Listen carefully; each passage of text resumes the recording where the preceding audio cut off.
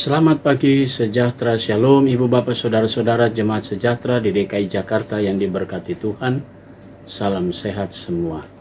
Bapak, ibu, saudara-saudara, jemaat yang diberkati Tuhan, anak-anak yang tentu sukacita di hari yang baru ini, dan kita semua mempersiapkan diri untuk berkarya, melangkah, beraktivitas, menikmati pendidikan.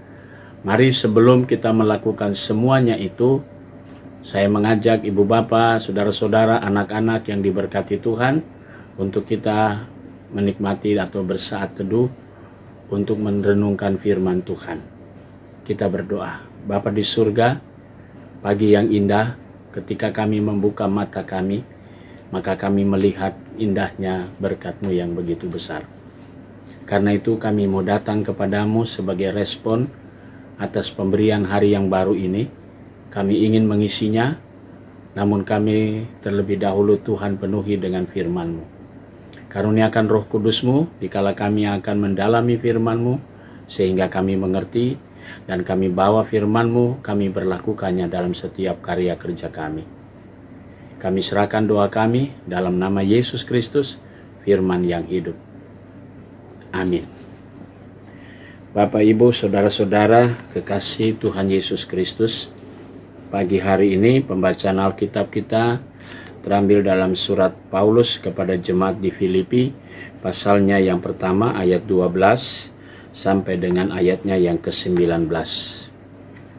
Penekanannya pada ayatnya yang ke-18 yang mengatakan, "Namun tidak mengapa, sebab bagaimanapun juga Kristus diberitakan baik dengan maksud palsu maupun dengan jujur. Dalam hal ini aku bersukacita. Aku akan tetap bersukacita." Demikian sabda Tuhan. Judul yang menjadi landasan renungan kita berkata, berani bersaksi. Saudara-saudara yang Tuhan Yesus kasihi, sebagai orang yang sudah pernah melayani di jemaat Filipi, tentu Paulus juga ingin merasakan apa yang dirasakan oleh jemaat Filipi yang mungkin saja dalam usia pertumbuhan jemaat ini tentu belum begitu lama. Paulus dipenjara oleh karena ada banyak tantangan di kota Filipi yang merupakan bagian dari pemerintahan Romawi pada waktu itu.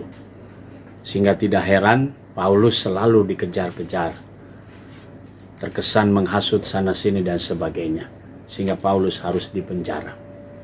Sebuah tantangan di mana Paulus ingin berbagi pengalaman dia di penjara, tapi dia tetap bersukacita. Oleh karena apa?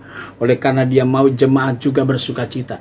Jangan takut untuk bersaksi demi nama Tuhan, supaya mereka juga dapat merasakan bahwa Paulus juga di penjara pun bersaksi tentang Injil di dalam keberadaan dia di tengah-tengah penjaranya dia. Dan dia tidak pernah merasa menyesal, dia tidak bersungut-sungut kepada Tuhan, tapi dia selalu menikmati pelayanan itu dengan sukacita. Karena itu dia tidak merasa terbeban, tapi dia menghadapi semua itu dengan sukacita. Saudara-saudara, nasihat Paulus ini sangat indah sekali bagi kita semua dalam melayani Tuhan, supaya kita juga jangan terbeban ketika dipercayakan oleh Tuhan. Lihatlah pelayanan itu sebagai bagian panggilan dan pengutusan kita. Lalu kita menjawab semuanya itu dengan sukacita. Maka apapun yang dipercayakan, kita melayani bukan dengan mengeluh, bukan dengan berbantah-bantahan, tetapi kita melayaninya dengan sukacita. Paulus berbagi itu kepada jemaat. Paulus sadari ada banyak sekali tantangan, bahkan penginjil-penginjil datang dengan berbagai macam cara.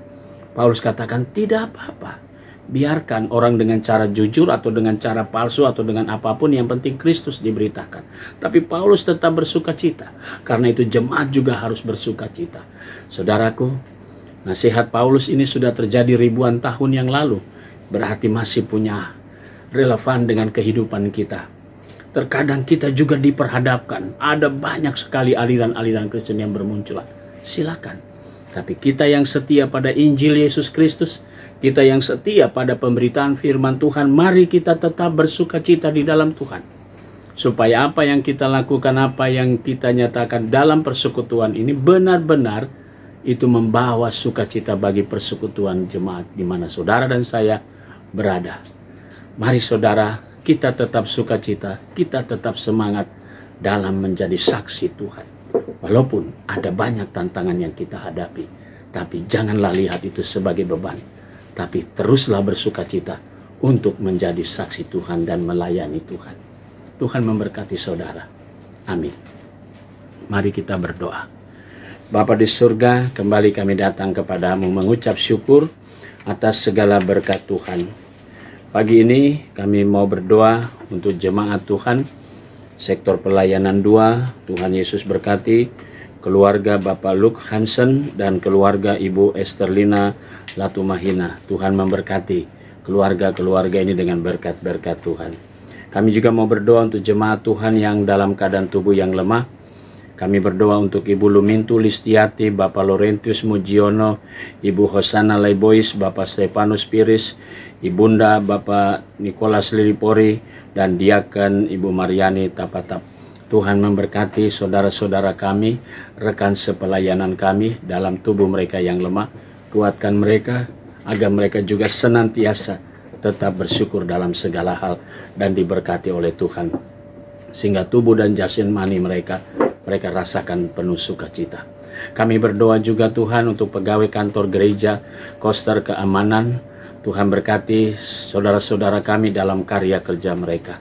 Kami juga mau berdoa ya Bapa di surga di pagi hari ini untuk jemaat-jemaat GPB dimanapun mereka berada, jemaat-jemaat yang ada di Mupel Jakarta Selatan, diberkatilah para pelayan firman dan sakramen, diberkatilah kami semua selaku BP Mupel dengan segala tugas dan tanggung jawab kami.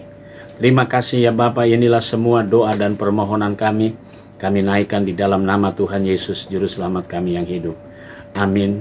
Selamat pagi, selamat berkarya, Tuhan memberkati saudara.